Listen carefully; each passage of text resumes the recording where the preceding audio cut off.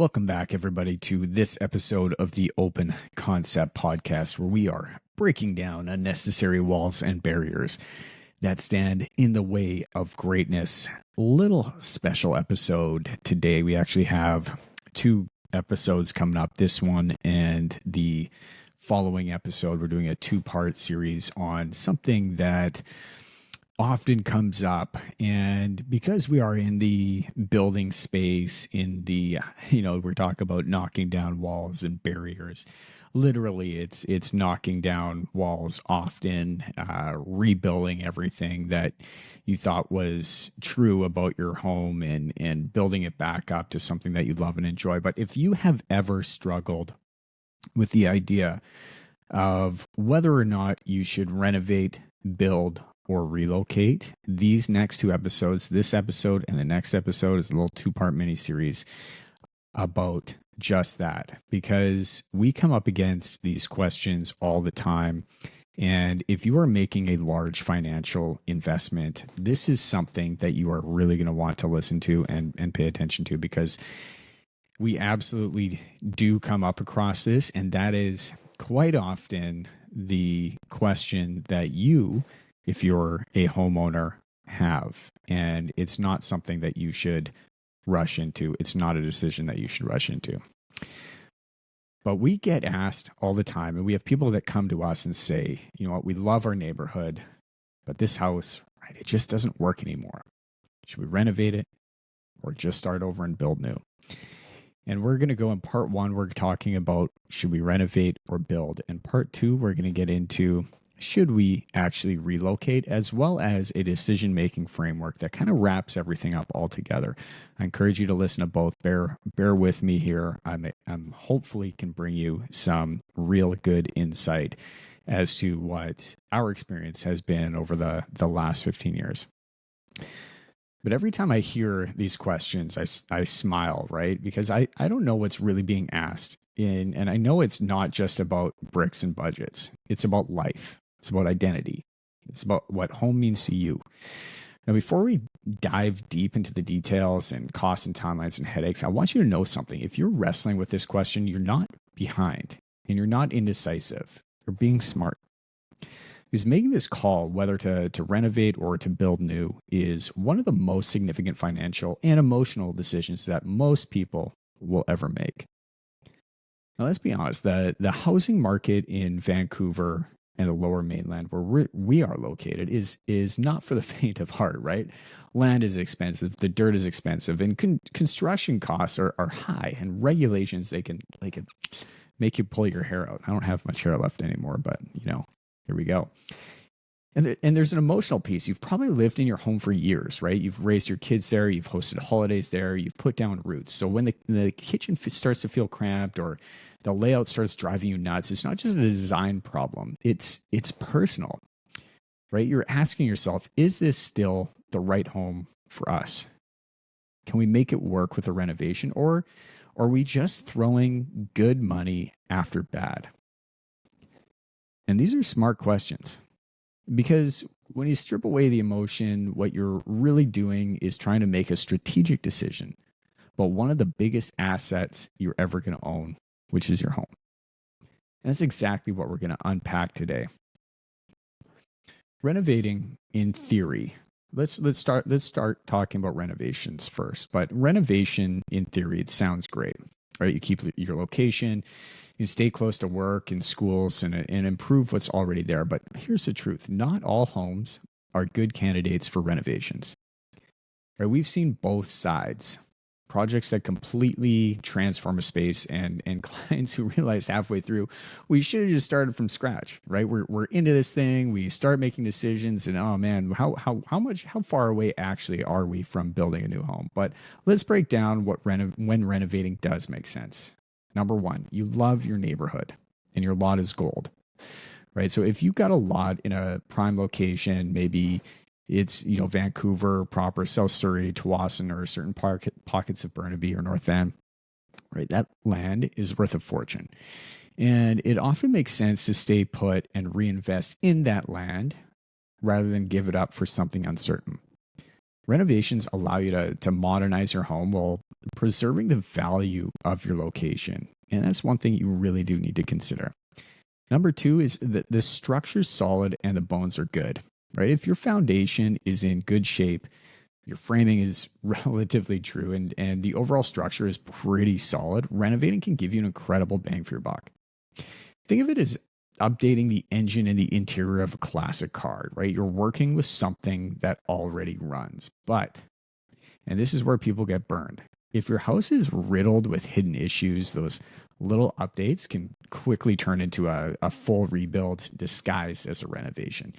And this is where we want to come in during and every contractor is going to be different, but certainly I think the contractor that you hire should have as a part of their pre-construction service process, some sort of plan to eliminate as many of these variables as possible before you actually get into construction. Number three, the third thing is if you are incredibly clear on the scope of work that you want. One of the most common mistakes that homeowners make is starting with a small renovation and letting it snowball. A kitchen renovation turns into, it's like, well, we might as well open up this wall, which turns into, well, now the flooring doesn't match. And, the textured ceiling, well, we don't want to retexture that where that wall was. So now we end up doing a lot more drywall work than we anticipated doing. And then we should paint it. No, well, if we're doing that, then we should change the crown moldings. And, it just snowballs. But if you're going to renovate, define the scope with absolute clarity. And that's something that your builder or your design team should be able to really help with. What's being done and what's not being done is something that you need to get clear on. And that's one thing, not only what is getting completed, but what is not getting completed. Is it just a full bathroom that we're absolutely leaving alone?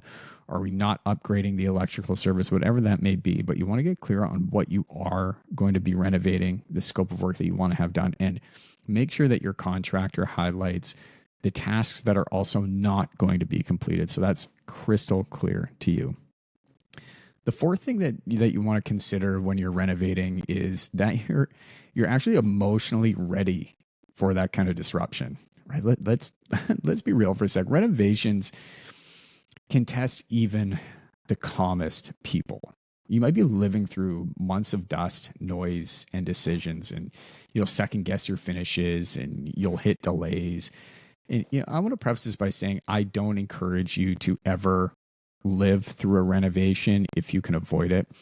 If you're talking a small bathroom renovation, probably no problem, not an issue. But if it's going to be a kitchen renovation, main floor renovation, or God forbid, adding a second story on, there's going to be times where you just absolutely cannot live through the renovation.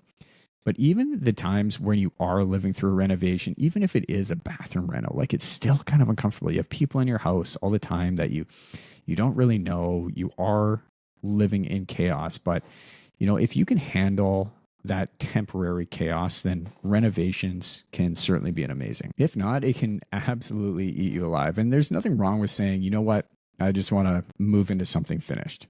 But that's clarity. And that clarity saves people a lot of stress and a lot of money. Real quick before we get back to the show, if you have heard anything on this podcast that has resonated with you, or if it's helped you in any way, appreciate more than anything in the world if you could go hit that subscribe button or leave us a review. It helps us tremendously. I want to go back to being able to continue to serve and do more and more and help out and get bigger and bigger guests on, better and better. The only way that I can do that is with your help. I'm so honored to be here. Let's get back to the show. Appreciate you. Have a wonderful day. Let's talk about the other side when renovations don't make sense, and I'll give you a real example. I'll leave the names out, but true story.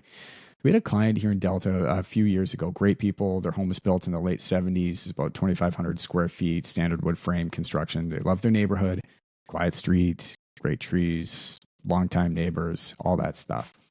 They want to modernize and open up the layout, add a suite, and improve energy efficiency. And they had about a budget of about $400K for the renovations.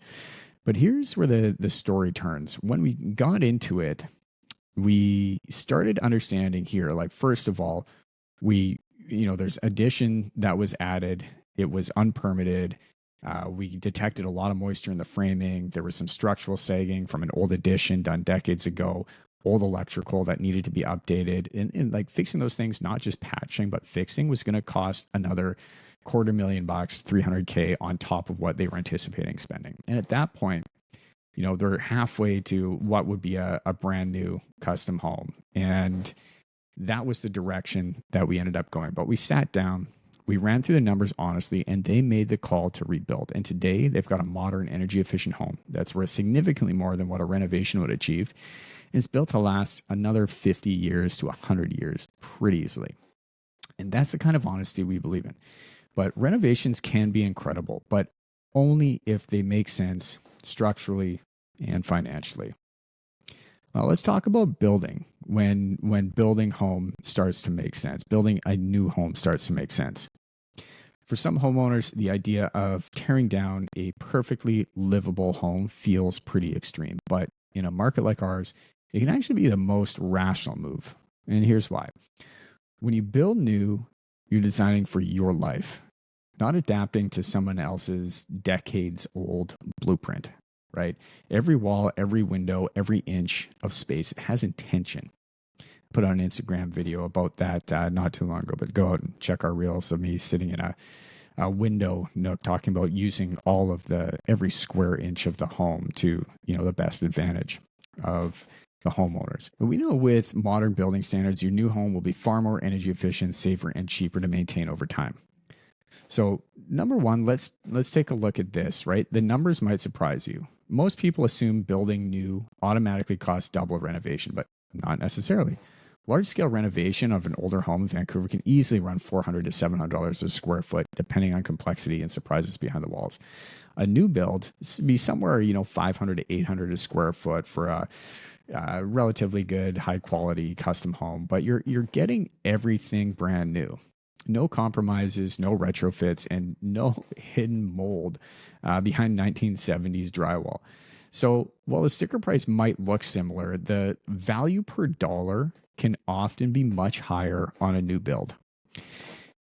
Number two, the second thing I want you to consider here is that control equals confidence.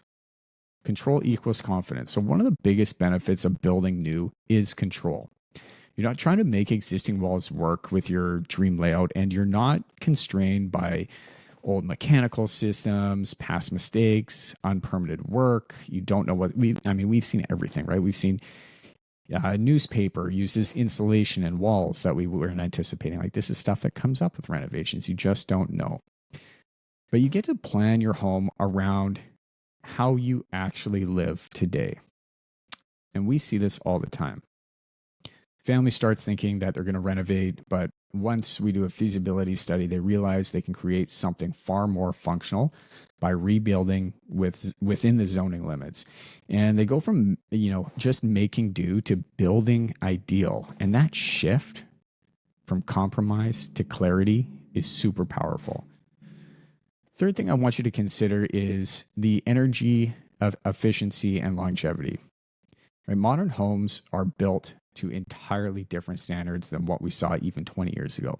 If you got an older home, you're probably losing a ton of energy through the walls, the windows, the insulation, right? A new build lets you design for sustainability, advanced installation and airtight envelopes, smart HVAC systems, solar readiness, right? You name it.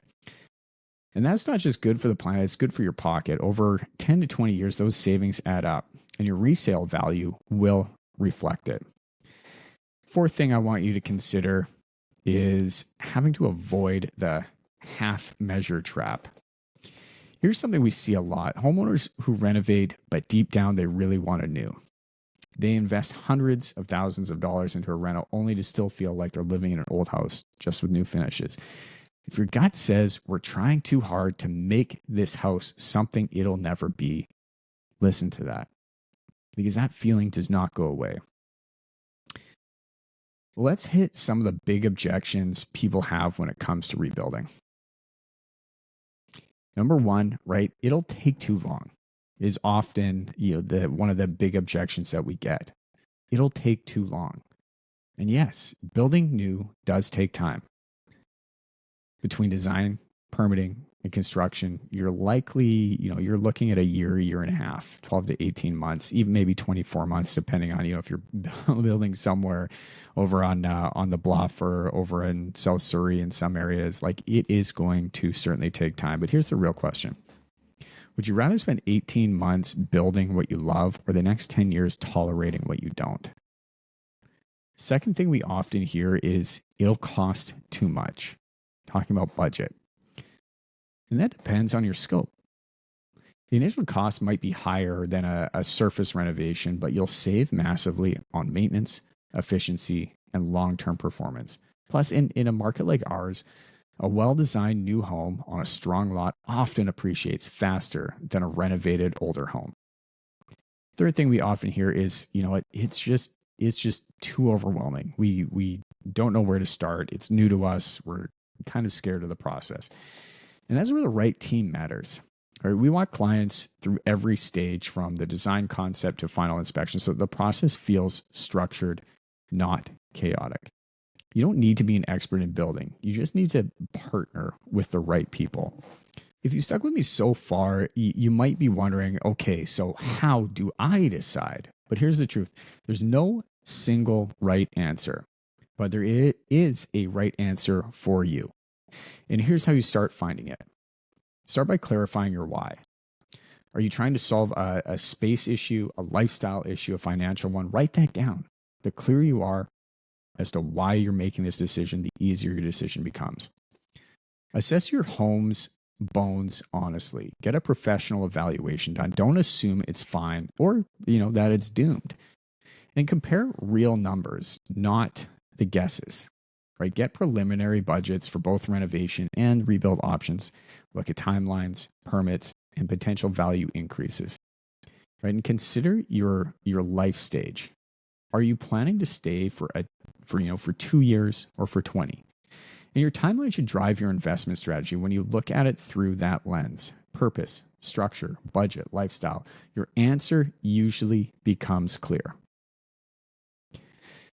So that's part one. We're talking about building and renovating, and it's it is a difficult decision for a lot of people to make. And I hope you've enjoyed it enough, and this has brought you some value. If you are considering building or renovating, please feel free to send us any questions that you may have. And in part two, we're going to talk about the third option, relocating, because sometimes the smartest move is to move. We'll dig into the psychology of starting fresh, the hidden costs of selling and buying in the Vancouver market or the Lower Mainland market, and a simple framework we use here to help families make confident, stress-free decisions. And if the first part gave you some clarity, I appreciate that if you could share it with somebody that may be stuck in this renovation or rebuild debate, and they'll thank you later, and as will I. Stay tuned for part two coming up next. Ciao.